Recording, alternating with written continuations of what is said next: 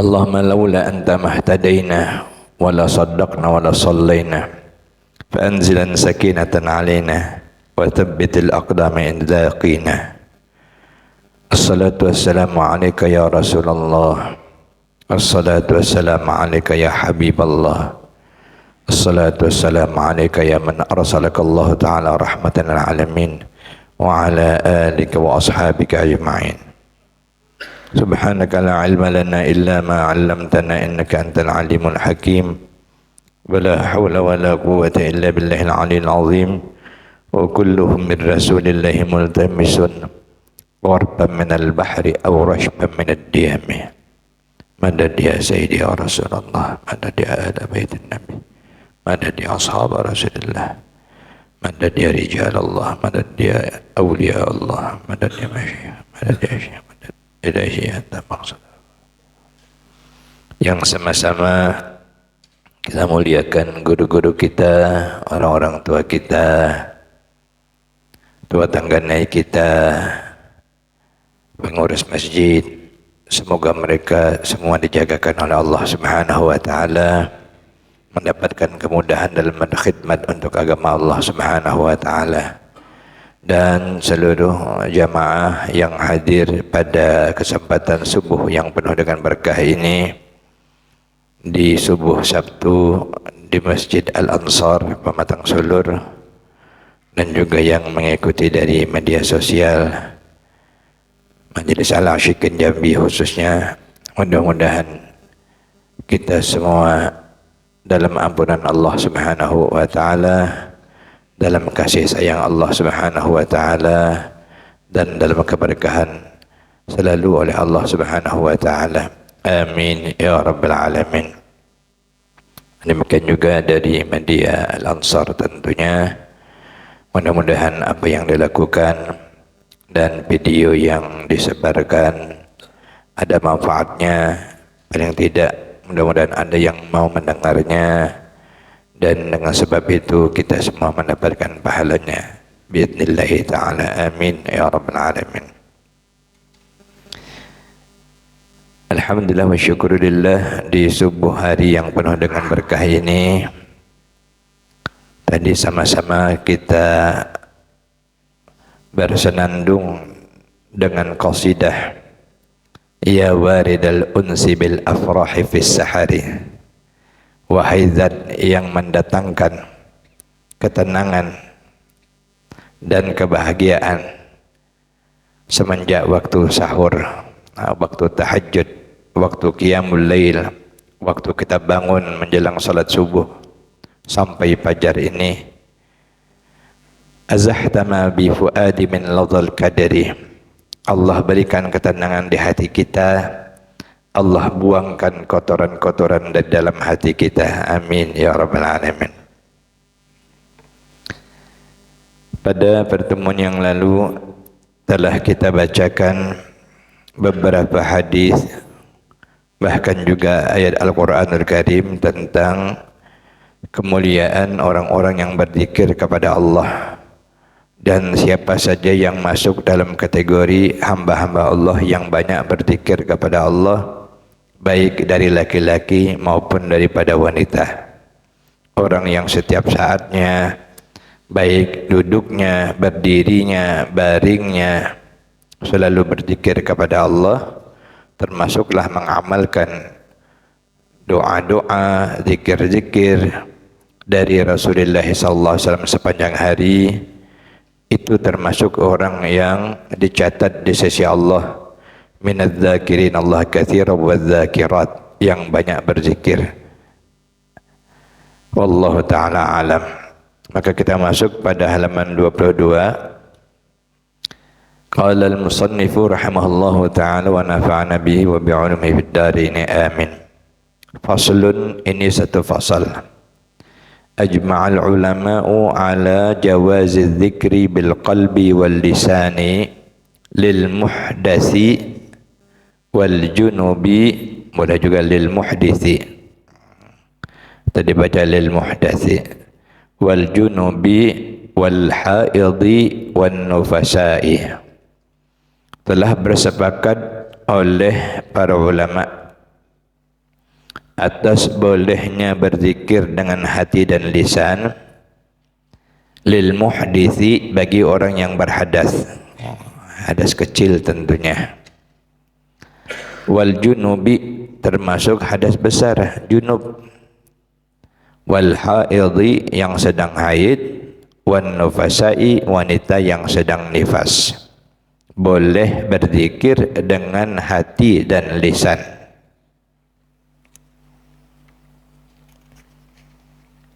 Wadzalika, yang demikian itu, fit tasbihi wat tahmidi wat tahlili wat takbiri was salati ala Rasulillah sallallahu alaihi wasallam wad du'ai wa ghairi dzalik.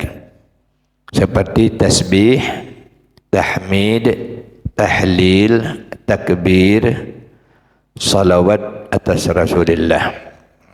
Tasbih, bertasbih subhanallah dan seumpamanya, tahmid alhamdulillah dan seumpamanya, tahlil la ilaha illallah dan seumpamanya, takbir Allahu akbar dan seumpamanya yang membesarkan Allah.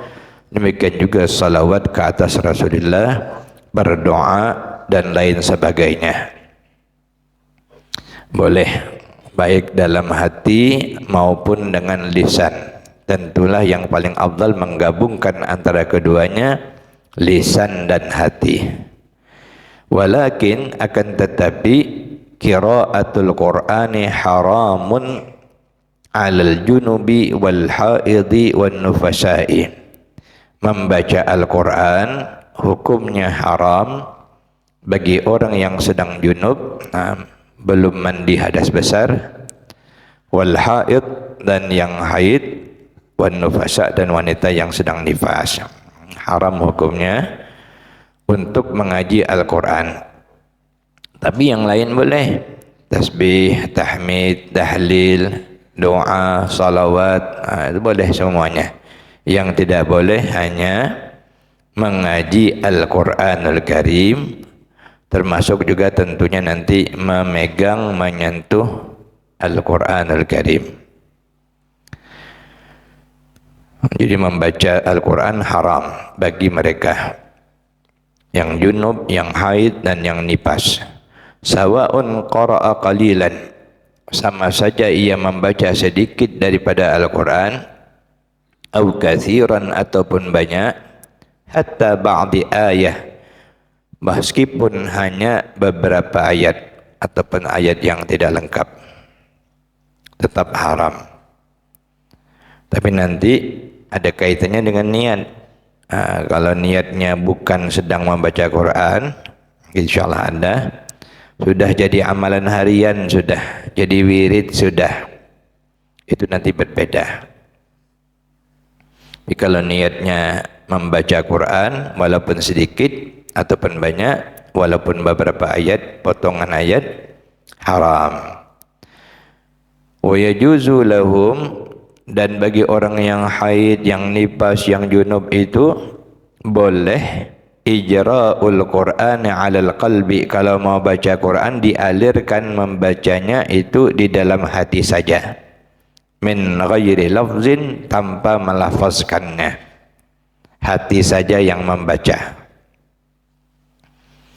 Wa kadzalika an-nadharu fil mushafi, demikian pula diperbolehkan bagi mereka memandang mushaf, memandang ayat Quran sambil wa imraruhu 'alal qalbi, membacanya di dalam hati, mengalirkan dalam hati. Jangan dipegang, artinya jangan dipegang.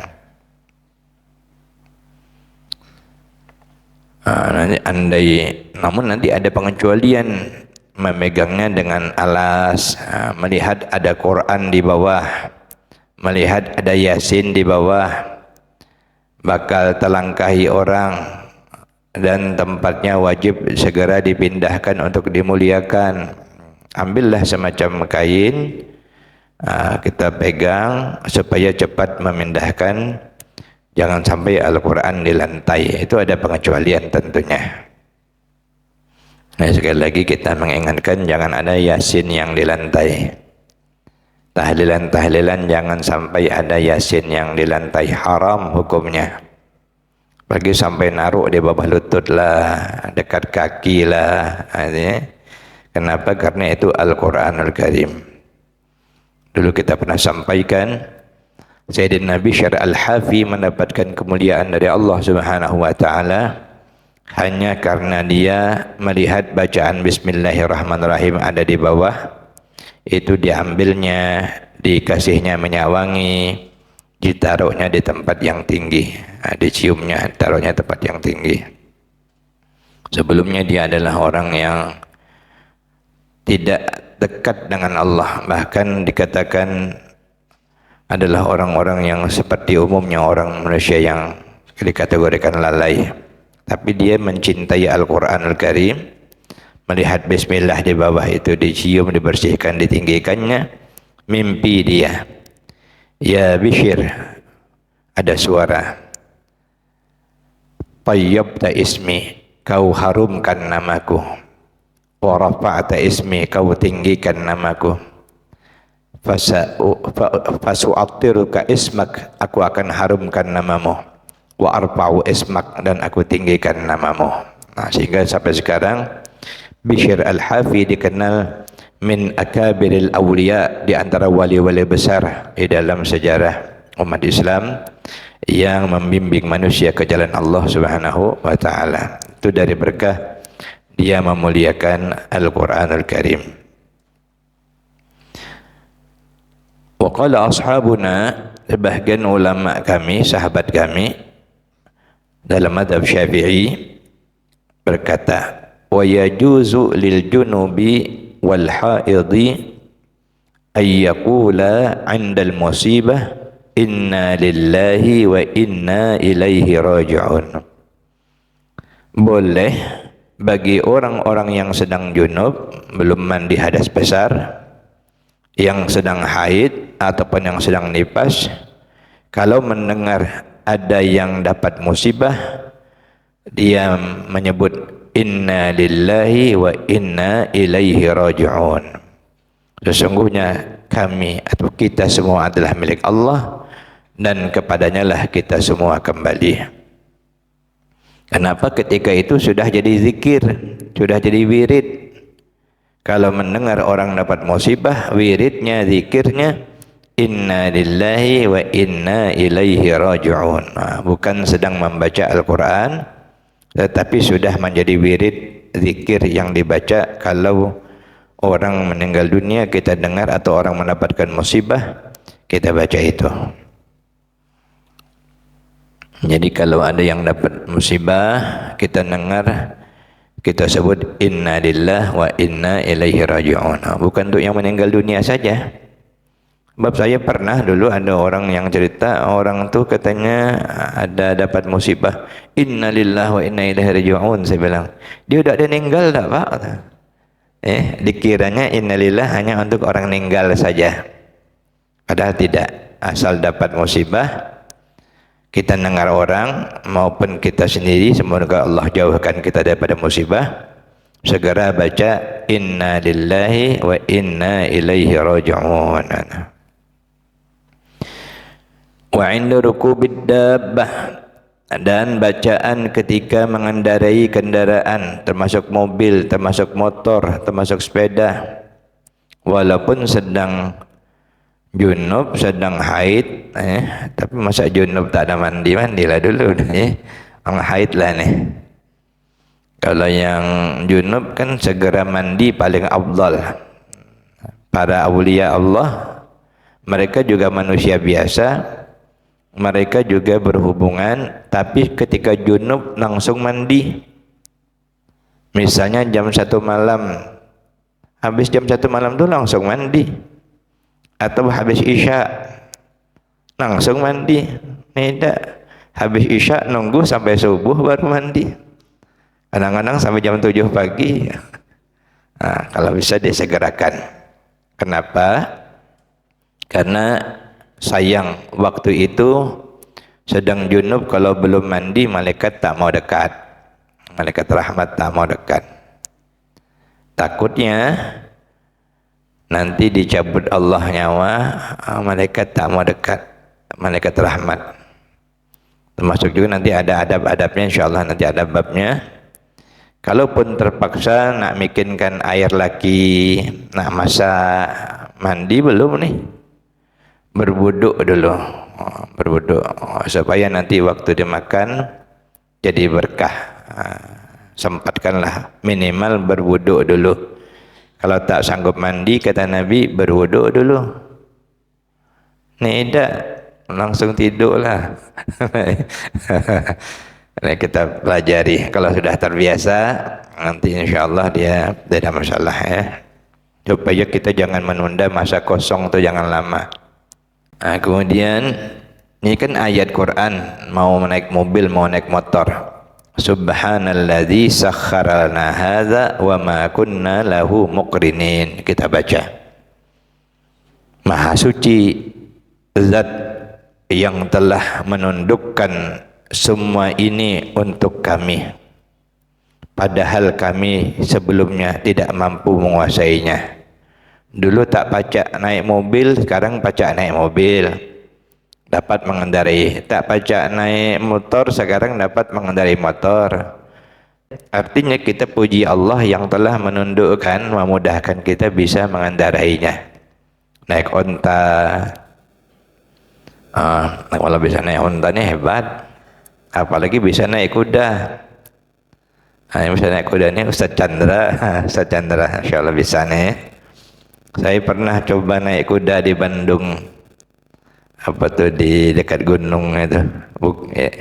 Yang terkenal di Bandung tuh. Tangkuban. Baru naik sudah gemetaran. Berarti kan tidak mudah itu ya. Arti kalau orang yang diberikan Allah kemudahan itu subhanallah itu ya. Ini kan ayat Quran, kita baca boleh untuk doa berkendaraan karena Nabi mengajarkannya. Lebih lengkapnya saya akan sampaikan, mudah-mudahan juga dapat diamalkan karena saya menerima musalsal ijazahnya mengamalkan ini. Bersambung hadisnya sampai ke Sayyidina Ali bin Abi Thalib karramallahu wajhah, sampai kepada Rasulullah sallallahu alaihi wasallam. Ketika Sayyidina Ali bin Abi Thalib membaca ini, meriwayatkannya, dia mengawali dengan Allahu Akbar 4 kali dalam satu riwayat setelah bacaan ini. Setelah membaca doa ini dia tersenyum ya, sambil melihatkan giginya, tersenyum. Jadi perawi mengatakan, ketika aku melihat Sayyidina Ali tersenyum hingga tampak giginya, aku bertanya, kenapa engkau tersenyum hingga kelihatan gigimu, wahai Sayyidina Ali? Karena ketika aku mendapatkannya dari Rasulullah yang mengajarkanku, Rasulullah setelah membaca ini tersenyum dan terlihat giginya. Lalu aku tanya kepada Rasulullah, ya Rasulullah, kenapa kau baca doa ini lalu kau tersenyum sehingga kelihatan putih bersih gigimu? Kata Nabi SAW, aku membaca doa ini karena Allah yang mengajarkanku dan Allah tersenyum. Ungkapannya tapi jangan kita hayalkan karena Allah berbeda dengan makhluknya. Artinya begitu ridhonya Allah Subhanahu wa ta'ala. Jadi nanti kalau Ustaz Subhan naik mobil dekat bini, baca ini, langsung tersenyum. Walaupun bini salah paham, ngapa bang dapat duit ya katanya, tidak apa-apa ya. Alhamdulillah deh, baru kita terangkan. Jadi ketika mengamalkan ini kita lengkap dengan tata caranya, itu elok lah ya, ikut niat Nabi Sallallahu Alaihi Wasallam. Syukur-syukur Allah perlihatkan kita Nabi tersenyum. Karena waktu kita membaca ini kita ingat Nabi Sallallahu Alaihi Wasallam yang tersenyum sampai terlihat putih bersih giginya. Wa inda du'a, dan juga diperbolehkan bagi orang yang haid ataupun yang belum mandi junub kalau memang terpaksa berdoa dengan doa ini. Ini boleh kapanpun berarti. Rabbana atina fid dunya hasanah wa fil akhirati hasanah wa qina adzabannar. Wahai Tuhan kami, berilah kami kebaikan di dunia dan kebaikan di akhirat, dan peliharalah kami daripada siksa api neraka. Ini kan dari Al-Quran, Al-Baqarah ayat 201. Boleh dibaca oleh orang yang sedang haid. Nah, kenapa? Karena sudah jadi doa, sudah jadi zikir, sudah jadi wirid. Ini pun mudah-mudahan makna yang terkandung di dalamnya akan lebih mendalam lagi. Mungkin sekarang kita masih banyak kaitannya dengan materi dunia. Ya Allah, berikanlah aku kebaikan di dunia. Yang terbayang harta. Mudah-mudahan Allah tingkatkan seperti yang Allah berikan kepada para aulia Allah. Ya Allah, berikanlah kami selama di dunia ini ma'rifat kepadamu sampai kami di akhirat berjumpa denganmu. Ya Allah, berikanlah kami kesempatan di dunia ini dapat memandang wajah Nabi-Mu, di dalam akhirat kami berkumpul bersama Nabi-Mu. Sampai ke situ makna Rabbana atina fid dunya hasanah wa fil akhirati hasanah wa qina adzabannar. Bagi orang-orang yang dekat dengan Allah, tak dapat melihat Allah, tak dapat melihat Nabi, itu lebih pedih daripada neraka. Karena mereka sangat merindukan Allah dan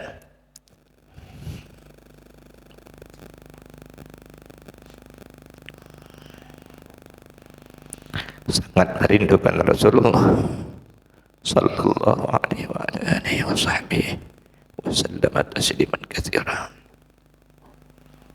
Doa kita waktu kita baca Rabbana atina fid dunya hasanah wa fil akhirati hasanah wa qina adzabannar.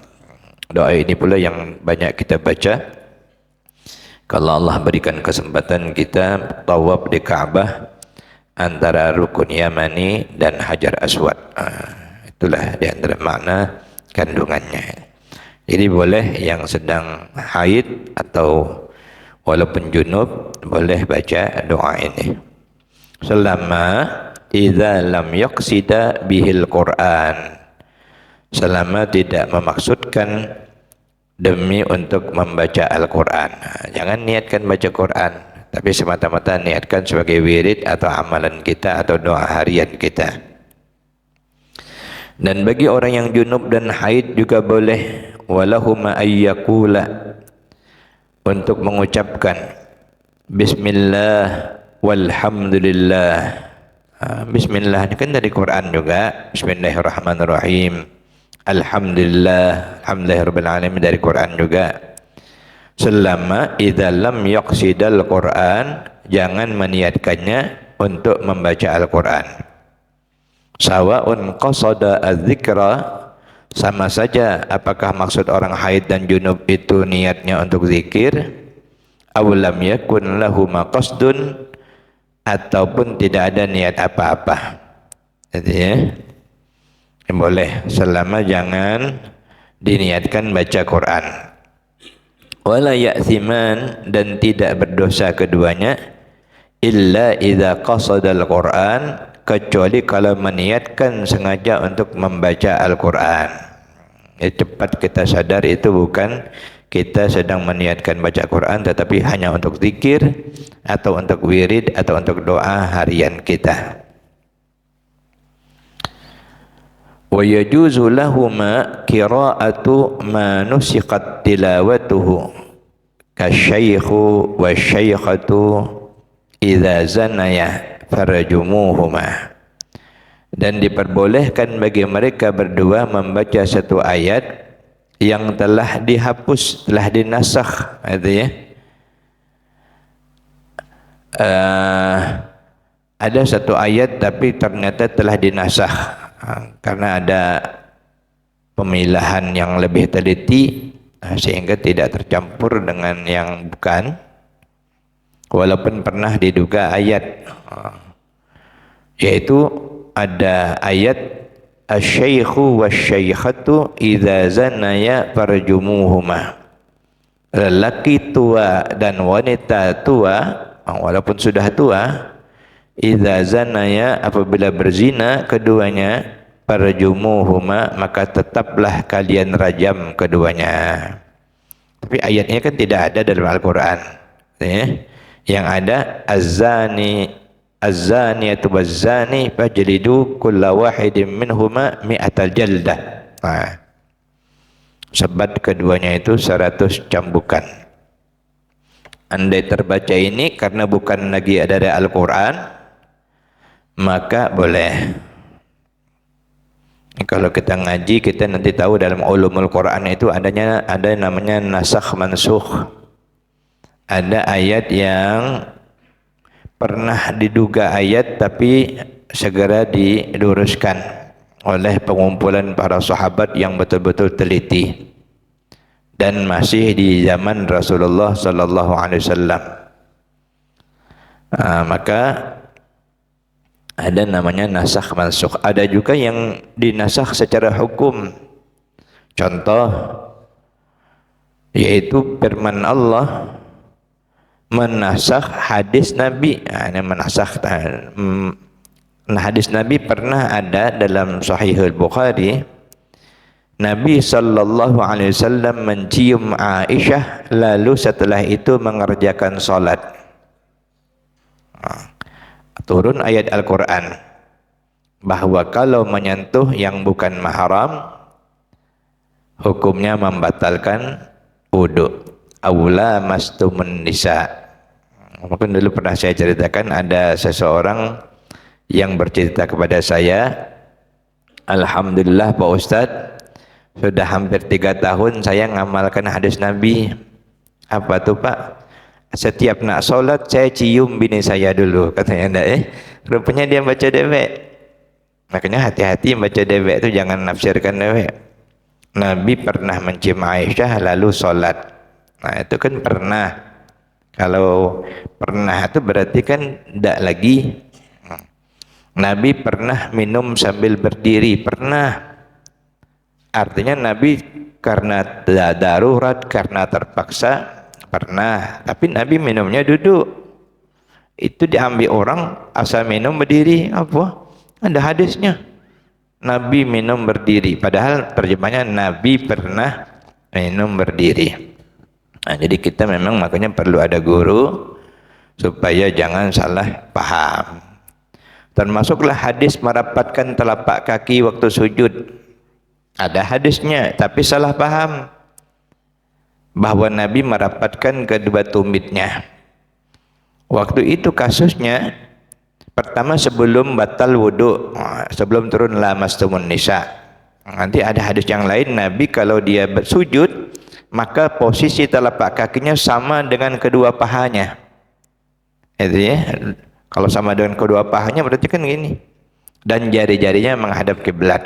Nah, ini orang tidak ada nanya-nanya guru, nengok di WA, nengok di Facebook. Dulunya sudah bagus kalau sujud diginikan, dibuatnya gini. Apa di WA, di Facebook kayak gini? Nah, makanya kita harus tanya dengan guru-guru kita. Ini banyak hal-hal yang tidak dapat langsung kita tafsirkan, tapi kita tanya dulu dengan orang-orang yang mengerti. Fas'alu ahla dzikri in kuntum la ta'lamun. Tanyalah ahlinya kalau kalian belum mengetahuinya. Wa yajuzu wa amma idza qala li insan. Adapun jika seseorang atau mereka berdua orang yang sedang junub atau haid itu misalnya mengatakan kepada seseorang, pakai ayat Al-Qur'an, khudil kitaba biquwwah. Ambillah kitab itu dengan kuat, pegang kuat-kuat, pegang sungguh-sungguh.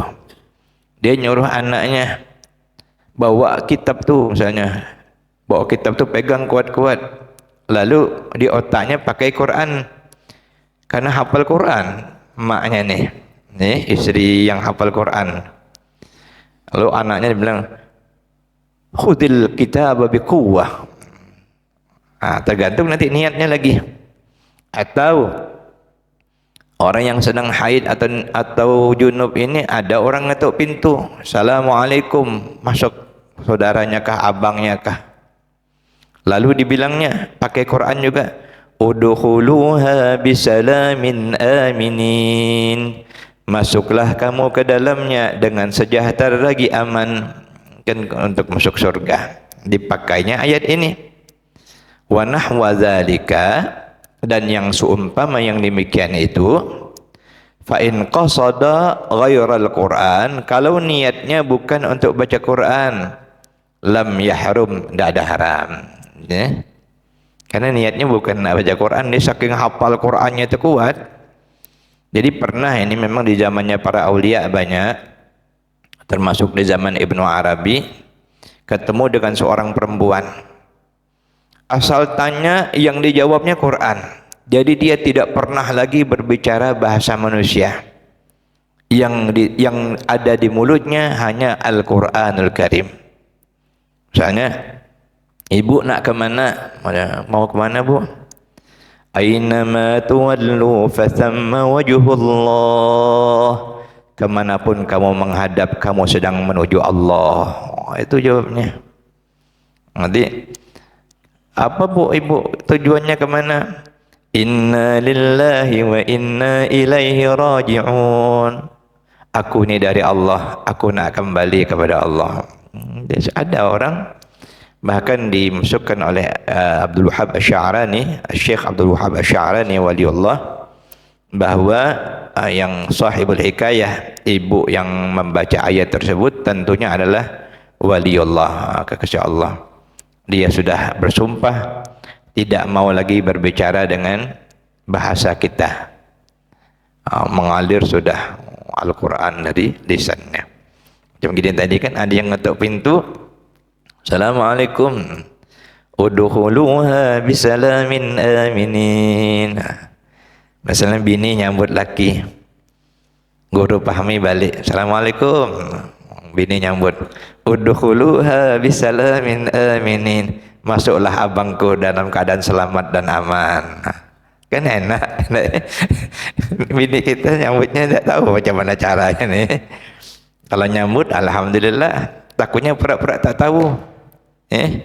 Masuklah dewek, nanti nak nyari minum, buka tempat kuih, kalau buka dewek pula. Nak ngopi, apa dewek pula. Nanti kapan ada yang nyebut ke bininya, laki aku tu nak dapat pahala Nabi Ayub. Pahala Nabi Ayub. Jadi dia harus buat dewek. Jadi mestinya tentulah masing-masing ada porsinya, ya.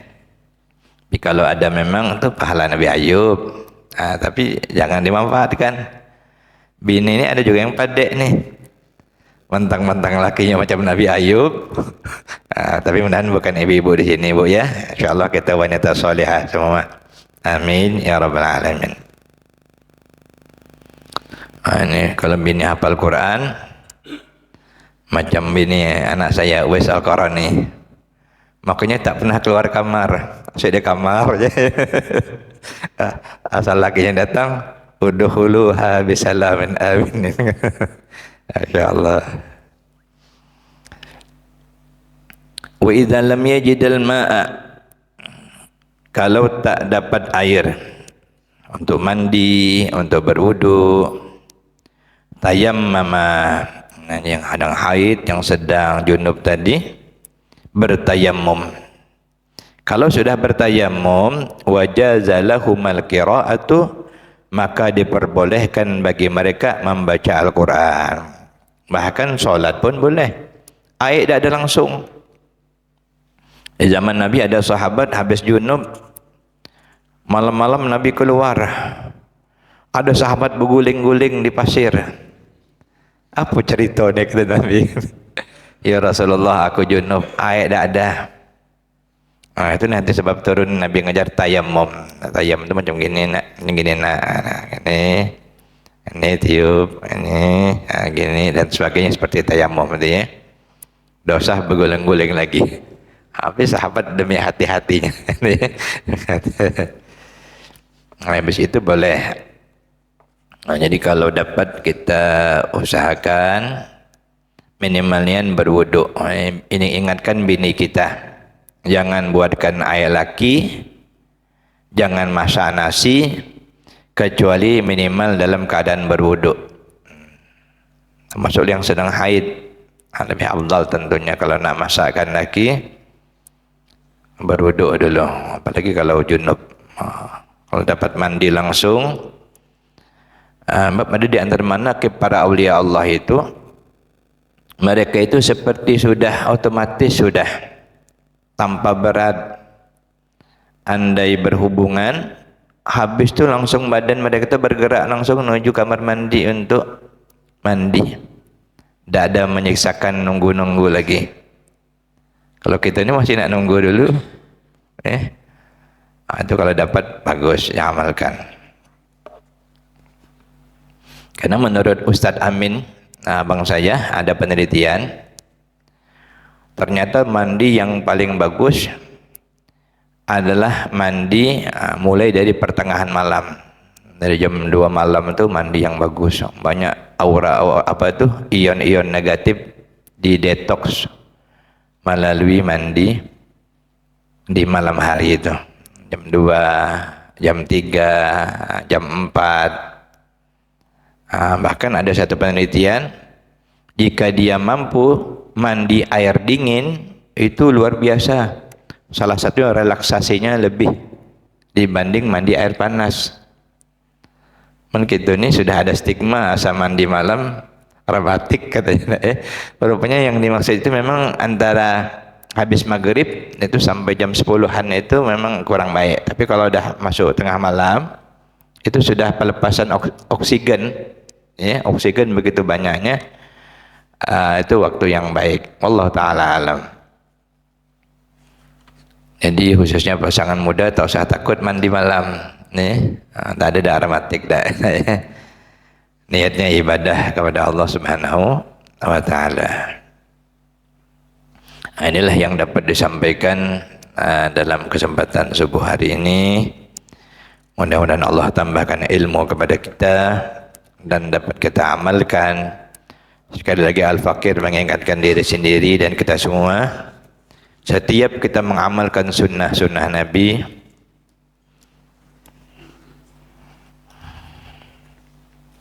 jangan lupa dengan Rasulullah sallallahu alaihi wasallam yang mengajarkan kita. Mudah-mudahan ini dapat diamalkan. Amin ya rabbal alamin.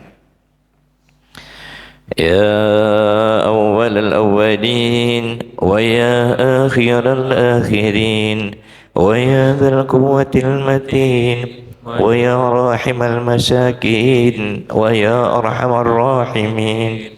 Ya awwalal awwalin wa ya akhiral akhirin wa ya dzal quwwatil matin wa ya rahimal masakin wa ya arhamar rahimin.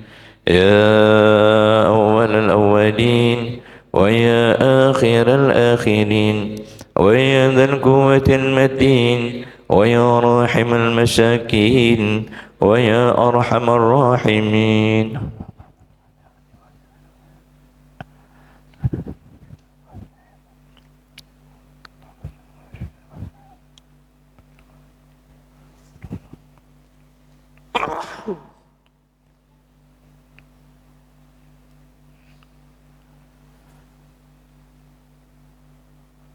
Waktu kita sudah tidak dapat mungkin untuk kita baca ratib, ya, kita baca sama-sama.